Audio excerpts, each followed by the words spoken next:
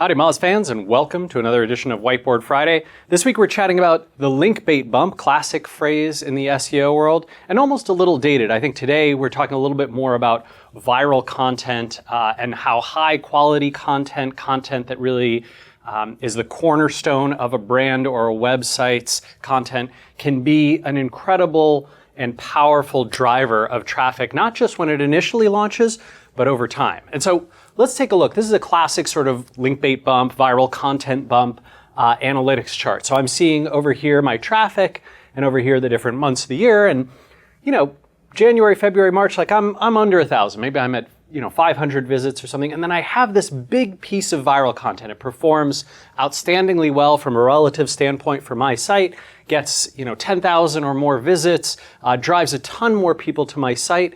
And then what happens is that traffic falls back down, but the new normal, down here, new normal is higher than the old normal was, right? So the new normal might be at 1,000, 1,500, 2,000 visits, whereas before I was at 500. And a lot of folks see an analytics chart like this, see examples of content that's done this for websites, and they want to know, why does this happen, and how can I replicate that effect? The reasons why are, it sort of feeds back into that viral loop, or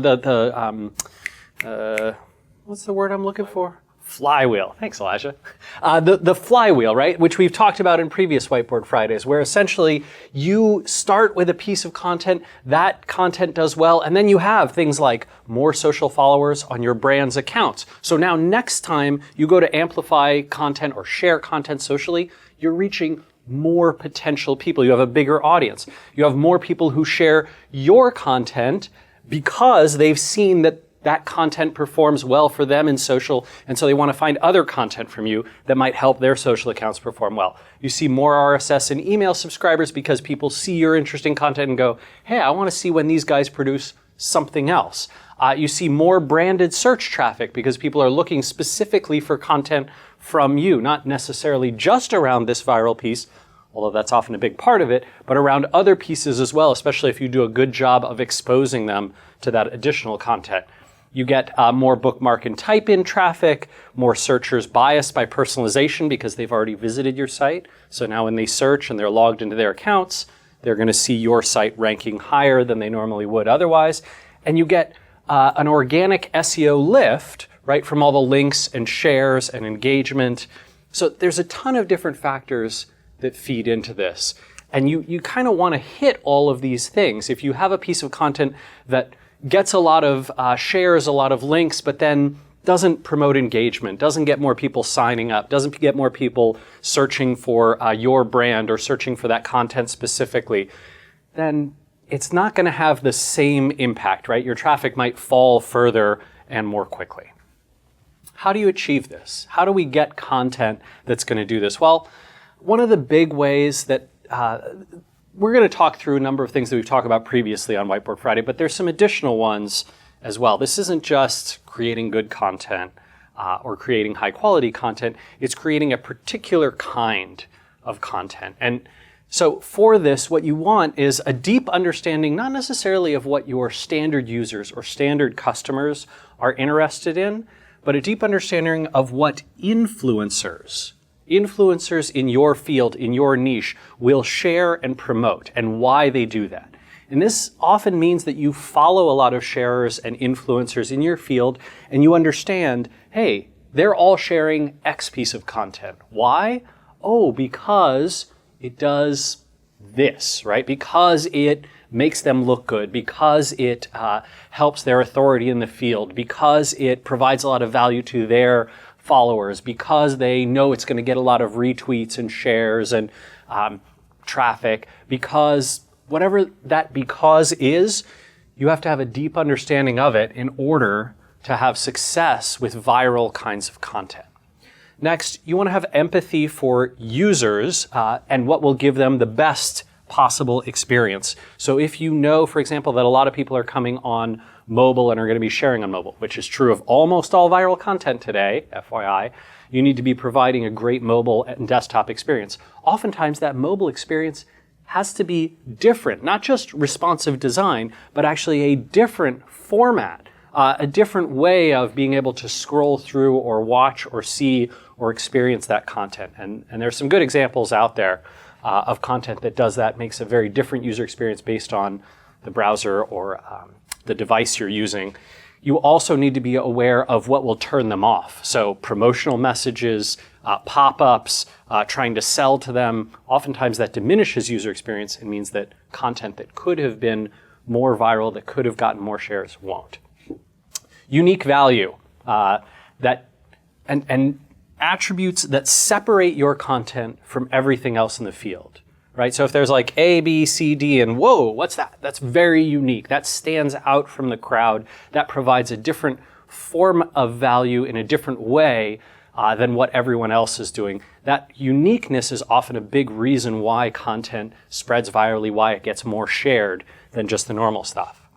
I've talked about this a number of times, but content that's 10x better than what the competition provides. So unique value from the competition, but also quality that is not just a step up, but 10x better, right? Massively, massively better than what else you can get out there. That makes it unique enough, that makes it stand out from the crowd. And that's a very hard thing to do, but that's why this is so rare and so valuable. This is a critical one, and I think one that I'll just say many organizations fail at, and that is the freedom and support to fail many times, to try to create these types of effects, to have this impact many times before you hit on a success. And a lot of managers and clients and teams and execs just don't give marketing teams and content teams the freedom to say, yeah, you know what? You spent a month and developer resources and designer resources and spent some money to go do some research and contracted with this third party, and it wasn't a hit. It didn't work. We didn't get the viral content bump.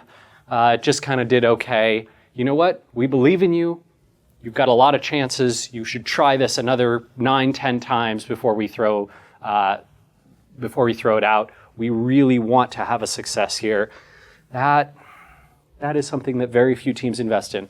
The powerful thing is, because so few people are willing to invest that way, the ones that do, the ones who believe in this, the ones that invest long term, the ones that are willing to take those failures, are going to have a much better shot at success, and they can stand out from the crowd.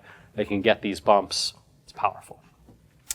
It really, really helps, not a requirement, but it really helps to have a strong, engaged community, either on your site and around your brand, or at least in your niche and your topic area that will help, that wants to see you, your brand, your content succeed. If you're in a space that has no community, I would work on building one, even if it's very small. We're not talking about building a community of thousands or tens of thousands. A community of 100 people, a community of 50 people even, can be powerful enough to help content get that catalyst, that first bump that'll boost it into viral potential.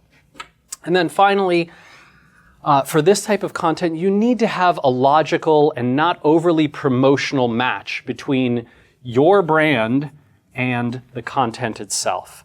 You can see many sites in what I'd call sketchy niches, right? So like a criminal law site or a casino site or a pharmaceutical site that's offering like a interactive musical experience widget. And you're like, what? Why in the world is this brand promoting this content? Why did they even make it? How does that match up with what they do? Oh, it's clearly just intentionally promotional. And look, many of these brands go out there and they say, hey, the average web user doesn't know and doesn't care. I agree. But the average web user is not an influencer. Influencers know. They are very, very susceptible. Well, they're very, very suspicious of why content is being produced and promoted, and they're very skeptical of promoting content that they don't think is altruistic.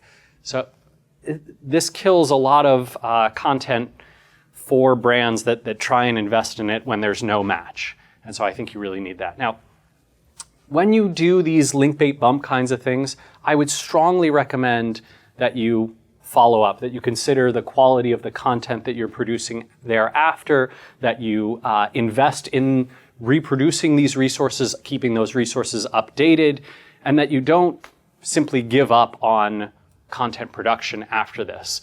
However, if you're a small business site, small, medium business, you might think about only doing 1 or 2 of these a year. If you are a heavy content play, you're doing a lot of content marketing is how you're investing in web traffic, I'd probably be considering these weekly, monthly at the least.